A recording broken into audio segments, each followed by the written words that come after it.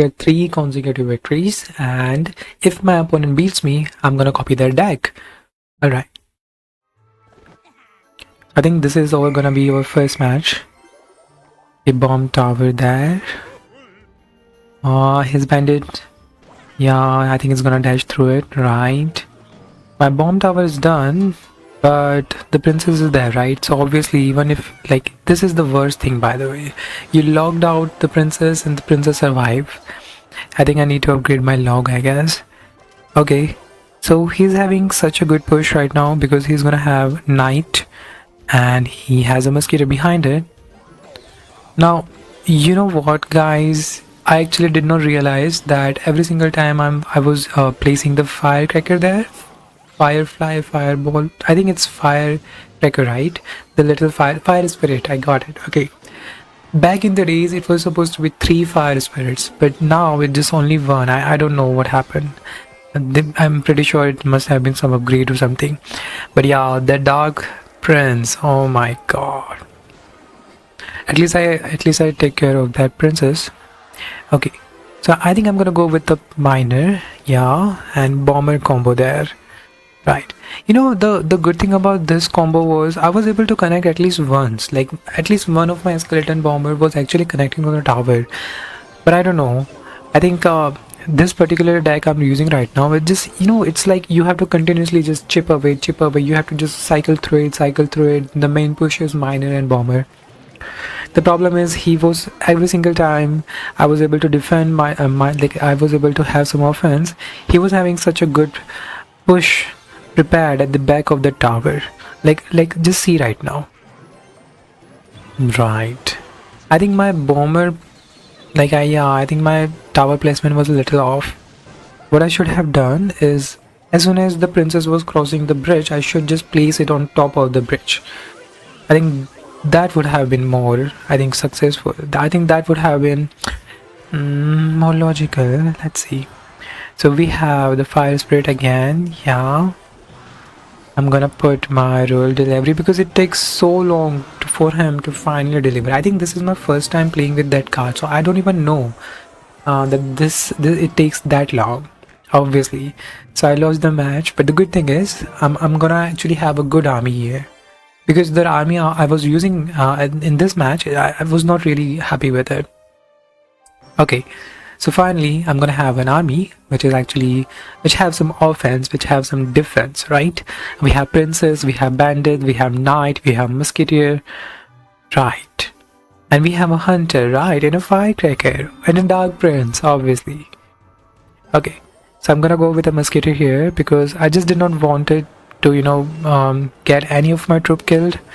Yeah, and like it was not an evolved royal ghost, right? So it was not that big of a deal. I can, like, it's for the first time, for the first connection, I think we did pretty well. Okay, so here I'm gonna have the hunter and the knight behind him to completely distract them, and the hunter to get rid of it. But even after that, I think I placed the knight a little bit later, but my bandit is gonna connect. See, my bandit is gonna connect. No, no. Oh, come on. See, this is why I actually like bandit. All right, I think the royal ghost will still get some damage there. I tried to place a firecracker a little bit away from the tower this time because I was hoping that at least she must survive, right? Okay, so my dark prince connected there. Oh my god, the firecracker is gonna have so much value now. Right. Now I'm gonna place a princess. Right. Okay. I think we are doing fine as of now. Now obviously I placed the bandit because, you know, I know that first of all you must observe that in this deck I don't have any spell. I don't have poison, I don't have fireball, I don't have zap. So I need, if I want to take the tower, which I needed to take, right, I actually have to use my bandit, the only troop that's gonna charge attack the tower, right? For some reason he's having this evolved skeleton barrel, but my dark prince doing the area splash is gonna take care of both of those barrels. All right, now yeah, the dark prince is going there and it did connect. Okay, I'm assuming he was not expecting it, or maybe he was just out of elixir. Right, so I'm gonna pull the royal ghost using my knight and my bandit to get rid of, yeah, I think that bomber is gone. Now I really don't have to worry about this, but yeah, a dark prince to get rid of the skeleton barrel. And I think, no, at this point I just need to defend, and that's the only thing I need to do. And I think I'm doing pretty well with this particular deck. Yeah, I think we're gonna win this one, right? Yeah, the royal ghost on that side is doing nothing. Is doing nothing. Yup.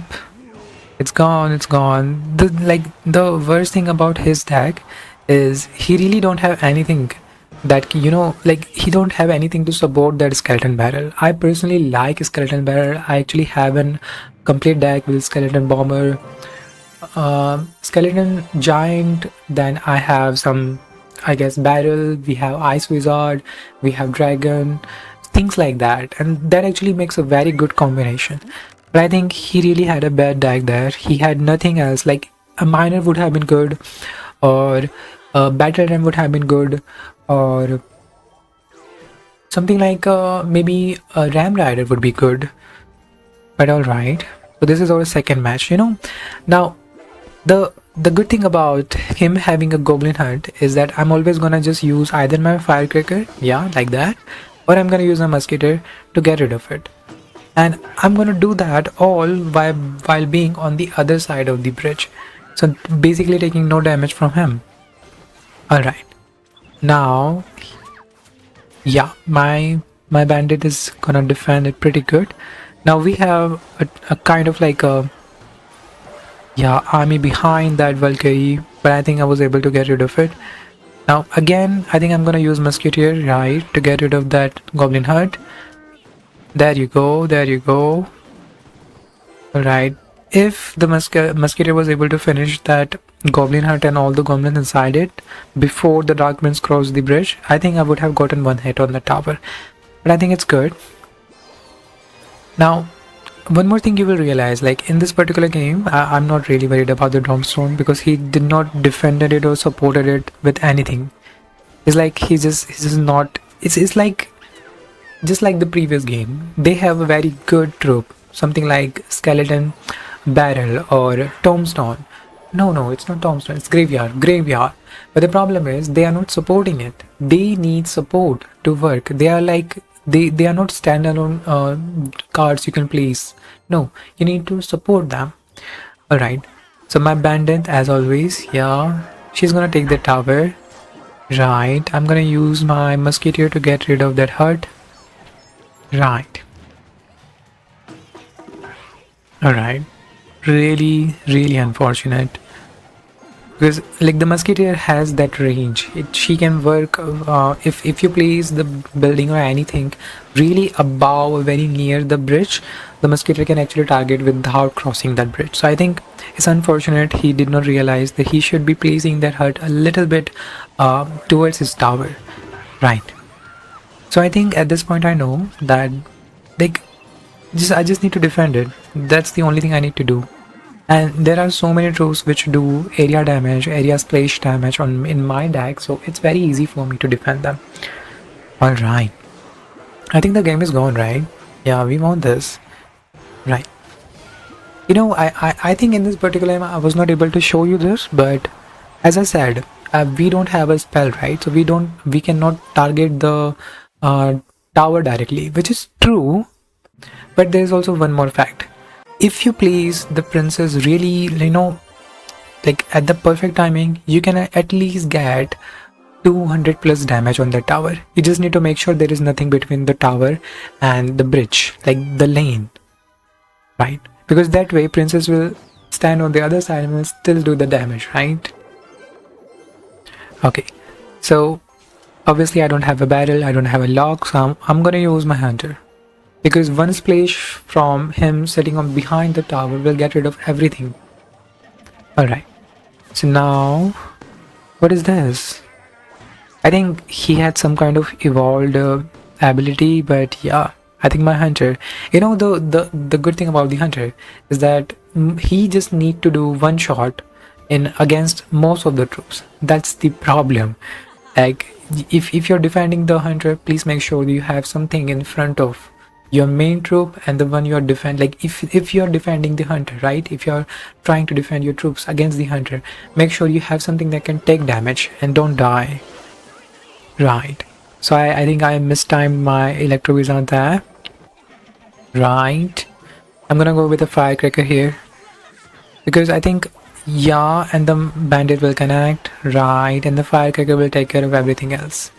Right, and my electro wizard is just gonna reset the tower again and again and again and again. Alright, okay, nice bomber there. Now this is exactly what I'm talking about. Like just it was unfortunate that he placed the princess like that. Yeah, one hit, right? I got one hit, and that is 200 plus damage. Right, the only problem is that it's not guaranteed that you will always get the damage. That is the worst thing about having only princes that can target the tower. All right,